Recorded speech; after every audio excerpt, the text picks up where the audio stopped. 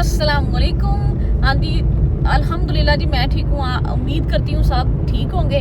तो बाकी जी मैं इस वक्त सफ़र कर रही हूँ और मेरे सामने आया एक ट्रक। आपको पता है कि पाकिस्तान में ट्रक हों और उन पे नक्शो निगार और मुख्तलिफ किस्म के अशार और कुछ बातें तू लंघ जा साडी खैर है, इस तरह की बातें ना लिखी हो, ये कहाँ लिखा है। तो बाकी अच्छी बात है जी, आप अपनी गाड़ी पे कुछ भी लिखवाना पसंद करते हैं तो आप नॉर्मल सा कुछ कुरानी आयत लिख लें या अल्लाह ताला की ज़ात का नाम लिख लें या कोई प्यारा सा शेर लिख लें या दुआया कलाम लिख लें, वो एक अलग सी बात है। और बाकी बाज़ दफ़ा ऐसा होता है कि जी आपको देखेंगे पूरी की पूरी गाड़ी ही इस तरह के अल्फाजात के साथ भरी होती है और अजीब बेतुके से लफ्ज़ होते हैं और बेतुकी सी बातें होती हैं। और इसी तरह की एक गाड़ी मेरे सामने से गुजर रही है तो मैं आपको बैक कैमरा करके दिखाती हूँ जी।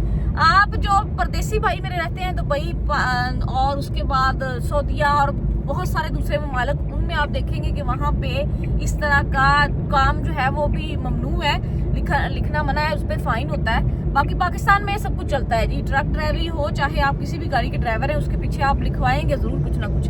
बाकी मैं आपको बैक कैमरे से दिखाती हूँ। तो पाकिस्तान के ट्रक और इस तरह की गाड़ियां और उन पर लिखी हुई शेरो शायरी, कहना दिल तो आशिकों के पास होता है, हम ड्राइवर लोग तो जिगर रखते हैं। बंदा इन्हें पूछे जिगर तो रखता तेरा,